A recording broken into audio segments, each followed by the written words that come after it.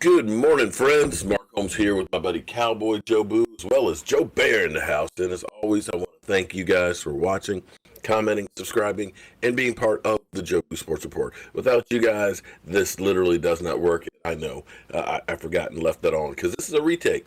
I screwed up the first take, so we're going to do two takes this morning. But let's wake up, football guys. Wake up here, guys. Wake up. Shout out to my son. My son, Michael Anthony Fitness Reactions. He was telling me that he had gotten, because he was packing up a whole bunch of stuff to go out. And I said, what you doing? He said, I'm shipping out my bottle caps to my channel members. I was like, oh, cool. Do I get some? He's like, no. He said, they're all spoken for. I'm like, you're not going to hook a brother up. He's like, no, I got to take care of the channel members. But lo and behold, I get down here this morning and I got a jar with a bunch of them in here. I don't know if you guys can see these. These are cool. He got Brian from SoCal, who does the artworks and stuff for me, to take care of those. And speaking of that, I'm going to be working on a new shot glass today. I'm out like Vontae Davis. These are really, really cool, and I appreciate these. I'm going to have to make like a display case something to put these on, so that way I can start a collection. These are actually really, really cool. So, Michael, I appreciate you, son. I know you won't take a bullet for me, but at least you give me some bottle caps. I appreciate it. So, it is 59 days, 11 hours, 9 minutes, and 13 seconds away from kickoff of the Dallas Cowboys versus the Los Angeles Rams. That's close. That's real close. We're 12 days away from training camp allegedly opening, and we now know, of course, that the deadline to convert franchise tags to a long-term contract is now passed, and we've gone over all of that they wanted to get a deal done, but they ran out of time, and, I'm not going to rehash that. It is what it is. Dak Prescott was quoted after, of course, the whole deal not getting done. I'm a Cowboy and couldn't be happier, Prescott told Joni Epstein of USA Today. I look forward to working alongside Coach McCarthy, the staff, and my teammates to be the best team we can be in pursuit of our goal of a Super Bowl. And I will say, like T.O.'s agent said after he allegedly tried to commit suicide, T.O. has 10 million reasons to live. And I will say that Dak Prescott has 31.4 million reasons to be happy about being a Dallas Cowboy. His time and his money's coming, and this isn't like last year where he was getting basically $2 million. The dynamics are changed where at least he is now making real, legitimate quarterback money, and hopefully it'll end up leading to him getting his long-term deal. And that's the bottom line with this thing. It's kind of like Tony Romo was very polarizing with the Cowboys. My dad will always say, we're never going to win a Super Bowl with Tony Romo. And I would say, come on, Dad, Tony Romo's a really good quarterback and things. We're never going to be. He's like, I'm not sold on Tony Romo. I like Tony Romo more than my dad did, but that's just my dad. A long-time Cowboy fan. And that's the way it is with Dak Prescott. It doesn't matter what you see or what games we win or whatever. Either you're on Dak Prescott's side or you hate Dak Prescott. And there's like no in-betweens in there.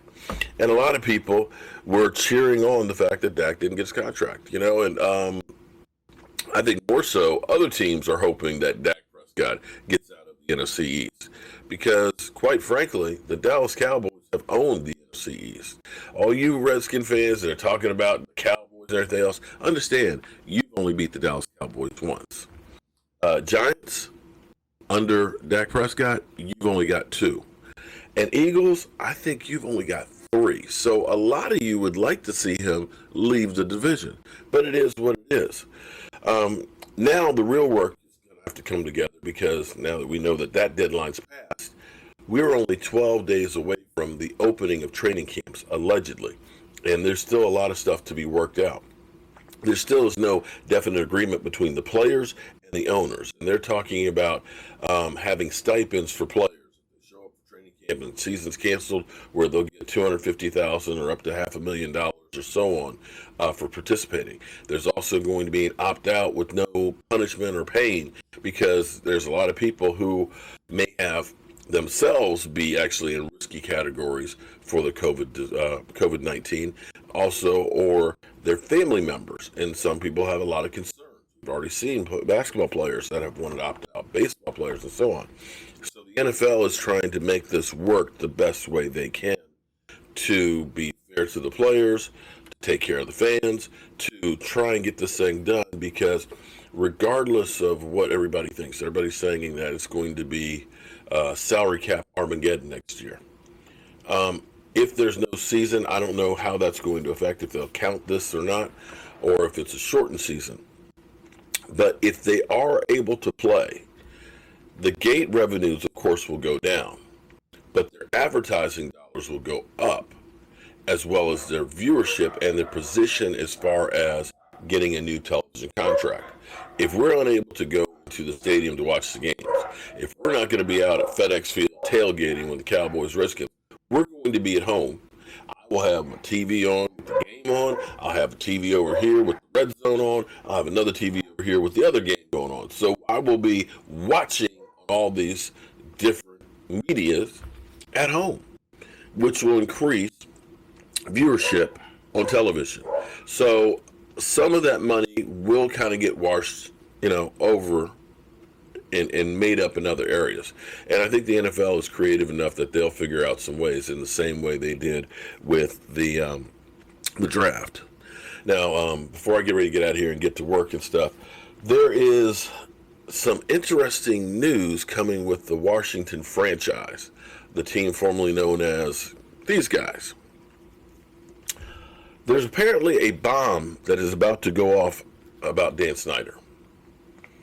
Today, there's some kind of, there's a buzz. There's a buzz been going on for a couple of days about an article that's going to be coming out about Dan Snyder. And apparently, this is really bad. We know that some of the minority partners have been wanting to get out of their, sell their stake and things with it. Dan Snyder's had pressure for years about changing the name.